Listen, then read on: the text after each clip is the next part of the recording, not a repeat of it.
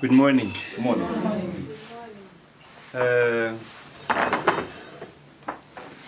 Yesterday I was just sharing with Ndate Mashidi,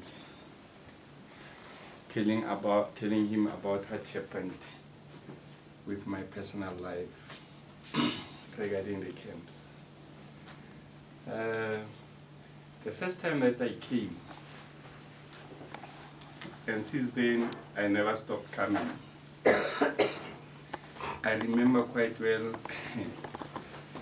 I was with my then fiancée. Honestly speaking, we were broke. In fact, I was broke. I had nothing. But I told myself that I'll be going to camp. And then, unfortunately, I didn't even have money to come and pay for the camp. So, I didn't tell her, you know how it is. You won't tell your person that, hey, Bella, I've got nothing. We came, and then we went to Sasol Garage. That's where Pastor picked it up on me that I don't have anything. I don't even had, by then, 100 rands for petrol. I had nothing. Pastor picked it up, and he said to me, "Say, are you okay?" I said, "Ish, Pastor, you know the thing of ish. Pastor knows it quite well with me." And then I didn't say anything, but he just said, "Okay, here's 100 rands, put in petrol." I put in petrol. We went to the camp. Immediately thereafter, after that camp, that's when things started to unfold. Immediately after my first day at the camp, I learned a lot. It was my first time coming. I learned a lot. Oh, is this how things are being done? Okay, fine. When going back, things just flowed. Things just happened. I got job. I got whatever that I was looking for. Marriage came. I didn't have even problems of going to, sometimes if pastor says you are going to get married, you ask yourself, with what? Because of age, Everything just went well for me. Just went well. And then it happened that, okay, we got married, for sure most of you know about that. So I was just encouraging him. Not him alone, all those who are coming here for the first time. I was just encouraging them that, once you go away from this place, expect something. Be expectant. And definitely something is going to happen. And then the rest I can't tell. I'm still having a very big testimony that will be coming.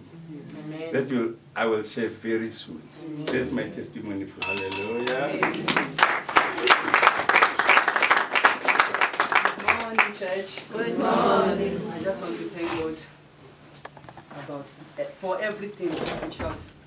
Many of you knows that they are my prayer partners from the camp, that we always gather together. Then Pastor will tell us that what's your prayer point, share with each other. My first prayer point, I always tell people that I've been here in this country for more than 18 years. I've never been home. I want to go home. And God did it this year. I went home and came back. So I want to thank God for that testimony. Number 2 testimony, I've been praying to God for my citizenship. I want to tell you now that I'm a bona fide of South Africa. This last month, I just want to praise the name of the Lord for that. I exalt Him. That's my testimony. I want to encourage us that whatever you came in with in this prayer camp, just believe it and hold it that God has done it for you. Amen. Amen. Hallelujah. Amen. Another person testimony. Let's take more too. Hallelujah. Yeah. Okay. After him, Mama, then we go again for prayer. I have a testimony, but it's not regarding the camp. It was regarding coming to this camp. Hallelujah. You know, there were many things which were blocking me to come to the camp. I knew my wife that she won't be able to come, but I wanted our family to be represented. Hallelujah. So I was off. I was on study leave for 2 weeks. The following week I was so sick. I had to sit at home. When I go back to work, everyone went on leave, and it's audit time. When I get there, I found that there's a letter which is written that I must act until the 12th, which is next week Friday. And then I told myself that work cannot stop me to come here. The only thing which was going to stop me was my studies, because I was waiting for the results. And supplementary, if you fail, I was going to write supplementary on the 9th, 10, and 11. So I was supposed to be studying throughout this week. So on Saturday, I went to the mountain prayer. I was worried, but I didn't want to tell Pastor because everyone got the results in our study group on Friday. But when I was opening on my email, there's nothing. So when I was seated at VW Hatfield, we took the car for service there. Then I just said, let me open and check if there is something, if they've posted my results. Only to find out, before that, I was always complaining. I think Sister Lungisa can tell. The other day I was with her, I said, you know what, I'm so stressed about these exams. I cannot even study because it was 2 months period because I registered late. And it was 2 months period to submit 4 projects, then qualify to write exams. So in that 2 months, I also have to write 3 exams and submit 1 research. But now I'm maybe because I've passed all the courses. The course which I thought like I write badly, which was the last one to write, I obtained a distinction. And then the operation management research, I also got 86, which is a distinction. Yeah, so I just want to thank you, Lord. Lord. Mama, I want to see the testimony there. Valentine?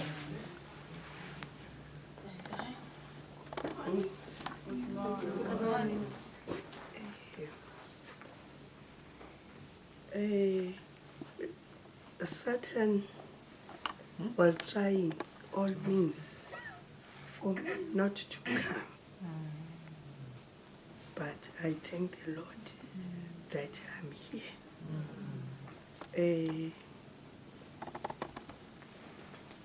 I have shared it with my roommates already that, you know, God have showed me a sign to say that I am taking your family out of Egypt.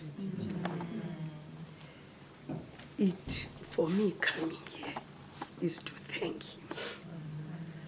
And God also gave me Psalm 105 that I've been going through. It has been my prayer points added to the prayer points here. So it is to thank the Lord and to confirm with everyone that the testimony is coming for my family. We have been going through a lot. Yesterday, I think Pastor asked that people, I think we were saying whatever you have been going through, I can't remember, but there were 2 people, if I remember well, who mentioned that,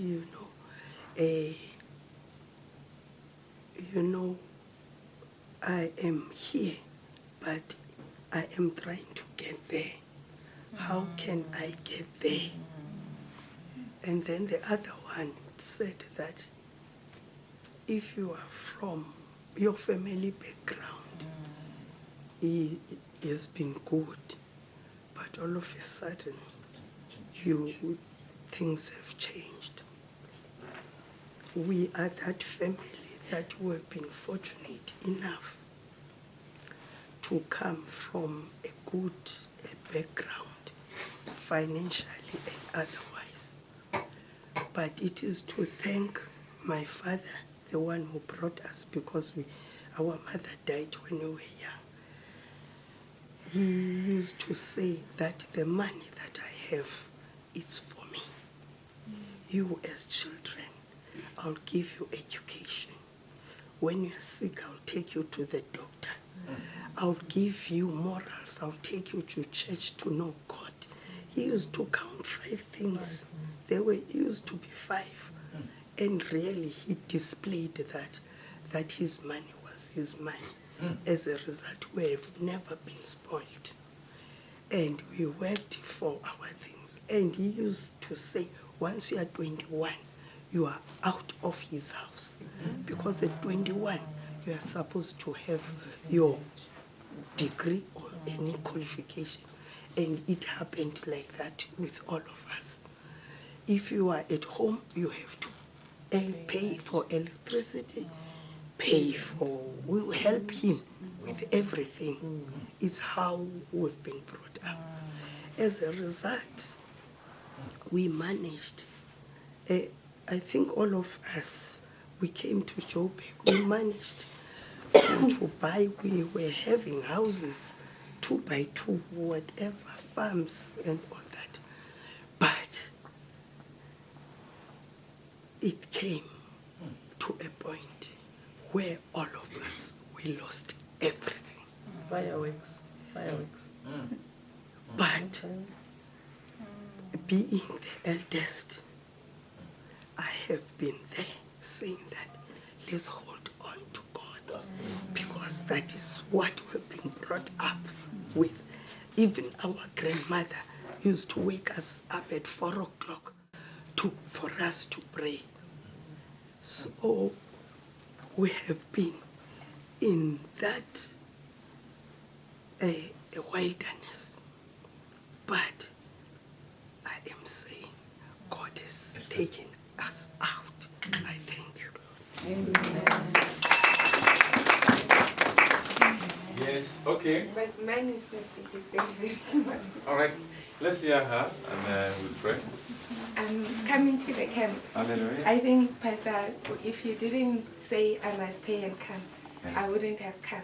Hallelujah. Mainly because I'm afraid of the cold. So I didn't want to be cold, number 1. Hallelujah. And number 2, you said there's no eating for 3 days. And that bothered me. So even when I went to pay with Ndate Rukaba, I told him and I said, yo, Ndate Rukaba, like really 3 days. Are you sure? It was like 3 days. The day that I paid, I think I was speaking to Sister Sharon in the car. And then I was like, really 3 days. So I did not see myself even one day, going one day. You know, I've been fasting, you know. Tell us how you fast as well. Let us understand your... It's 6 to 6, and then it's like 1 meal a day, because I'll eat after 6. Then I'll break my fast. I will eat the following day at 6 again. And then I don't go to sleep without drinking tea. I'll even buy a cake or muffins or scone, something sweet to have my tea at night, the rask nyana. So me not having tea Those at night. things. Or my green tea, and it was going to be difficult. And I thought, yo, even when I left home, I told my son, after paying, I said, hey, Kia, you must pray for me. I need more grace. I need more grace. Pastor, instead of me thinking about a prayer petition, prayer point, my concern was, I was praying for grace. I was like, oh my God, I need grace. I need grace for this. And then I just went to them. and to make matters worse, when we arrived, before we left the church, when I packed my car there, I went into the garage. I love chewing gum. I always have chewing gum in my bag. I went to the garage. Pastor, I had sweets. It's fine not to eat. I said, no, my God, you know, at least I've got chewing gum when I've got my sweets in my bag. So now, when I packed my car at the church before we left, I went into the garage, I bought another packet. So now I've got 2 packets of chewing gum to make sure that it lasts me. It's fine, I don't eat, but I will have chewing gum. The sweetness, I don't know. When I got here to make matters, but then Pastor says, no chewing gum. I don't need to do this now. So I was like in my heart as you're busy talking, but I was not even listening. I was like, oh my God, I need more grace, no chewing gum. You know, but when we started, you know, with prayers and whatever, I forgot that I needed grace, you know, to get through the fast. And then I did not even feel yesterday, you know, everything just went, and then it was night. Then I was just in a hurry to go and sleep so that I can wake up in the morning without even thinking that I did not have my tea. I did not even eat. I was not even feeling, you know, hungry. Waking up in the morning, I wasn't hungry. Even now, you know, I'm not hungry. So I just want to thank God that the grace that I've been asking for, and prayers from everybody that, you know, please help me. You know, I need grace. I need prayers to go through the 3 days. I just want to thank God for that grace that I went through without chewing gum, without, you know, the fasting has been fun as opposed to being in a everything. Hallelujah. We are blessed in Jesus' mighty name. For another testimony, after, okay, please, we still have another session for testimony after the prayer, but let's give her time. Amen. Yeah, so that the rest of the testimony will postpone it to the next time. I wanted to keep quiet and never say it, but the Holy Spirit wants me to share this with you.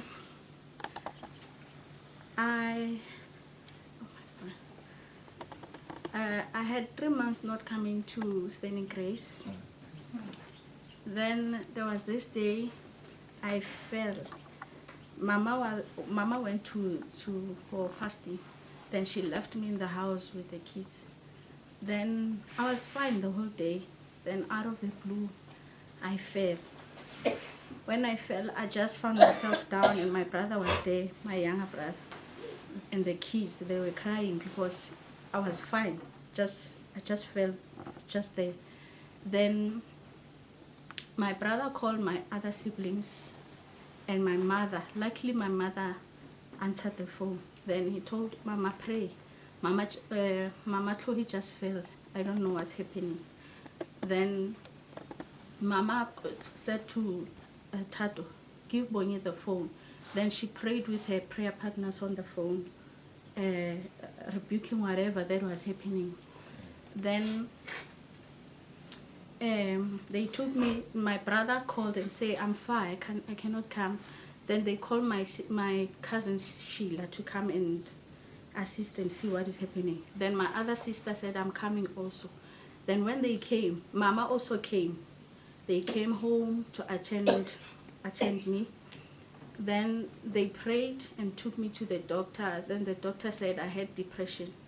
I'm depressed. And by that time, I'm just losing hope and saying, I can't take this anymore. I'm tired. The doctor said I had depression. Then he gave me antidepressant injections, then and sleeping pills, and say I'm not resting, like my veins, my brain is no longer breathing well. Then he gave me the antidepressant injections and pills to rest. Then when I reached home, I was so weak. I slept. The following day, my brother called my sister. They called a meeting and say, by the way, I'm the only one who's still holding the what our parents taught us, Christ. I'm the only one. The others, they went to ZCC, all of them. They had a meeting. They said, we cannot just look at our sister dying. We are taking her like Jesus is not working for her. So we are taking her to ZCC because now we are fed up of her situation. She's so stubborn. She doesn't want to leave Christ. She says that's her belief. She cannot go anywhere. But now she's struggling. She's even depressed. And my depression was because I was complaining, talking to God, but not saying it out loud. So I was pegged. So they said she's dying, but the problem is we cannot take her out of Mama's wing. She doesn't want to go to another church. She just wants to be there and serve Jesus. But we cannot separate her with Mama. So what can we do to take her there? Then my brother called and said, you know what, I'm not asking you, I'm telling you, I'm taking you. When you enter, I'm taking you to Moria, Polokwane, because yeah, I'm taking you there because that's where they will deal with your issue. Your issues are big, and you are refusing to go there. So I'm taking you there. I'm not asking you. You are going to sleep there. They will tell you to sleep on the floor at the dust because they will deal with you. They will baptize you and help you. I'm taking you there. I'm not asking you anything. Then my sister said, you know what, when you go there, my sister called and said, when we go there, they will just pour some water in your face. Then the whole things, they will go. You'll be fine. You know, you will never struggle again. Then I said to them, I can't do that. That is not my belief. Then they said, you're still stubborn with it. But my brother said, I insist, I'm taking you, I'm not asking you. Then that made me sad, and I went back to God. This time, I didn't just speak inside of me. I spoke it out and said, Lord, after refusing to serve other gods so long, will you allow this to happen to me? I cannot bow down to any other God. I believe in you. Then I said, Father, give me a sign that you are with me. Yes, I've been mumbling and complaining, but this time I need you to give me a sign that you are really with me, as the Bible says. Then the following day, on Saturday, I was bathing my daughter. Then I received a call. Remember, it's a long time not going to Stony Grace, almost 3 months. I received a call, then it's a number, Pastor Akin. Then I looked at it and gave it to my son. I said, look at this, is this Pastor Akin? Then he said, yes, answer before he drops. Then I answered the call. It was Mama, Pastor Nelly. He said, are you home? Then I said, yes. He said, we are on our way, we are coming. Then I don't know if you've noticed, I was shaking on the phone because I remembered I said to God, give me a sign that you are with me. Then I said, yes, I'm home. Then she said, Mama, I said, Mama is not home. Then she said, no, we are coming. I was so excited and scared at the same time. Then I told, my sister called. Remember, they want to take me that Saturday. Then my sister called and I said, you know what? God is with me and you will see. Then she said, why? I said, I cannot give an evidence, but God is with me. Just believe that Then she didn't push me to go to Moria. She said, okay, it's fine, and let's see what is happening. Then Pastor Nelly and Pastor Tiny and Pastor Bule, they came at my home. I was so happy. They saw that I was weak because I was in those antidepressant injections. Then I told them, you know what, God has sent you here because I prayed for a sign that he's with me. I didn't want to bow down to any other gods. I said, Father, if you are with me, show me. Then he brought you guys. And remember, it's 3 months not coming, but the local pastor that I go to, it didn't even know or notice anything. But people that I haven't seen for so long, they came. God touched them, they came. I like to thank God about that he really showed me after everything that I must hold on and he's with me. Amen.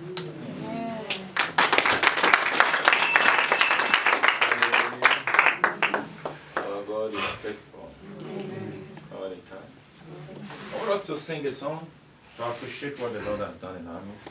Praising the Lord always. Praising the Lord always. Praising the Lord with all my heart. Praising the Lord with all my heart always. Praising the Lord always. Praising the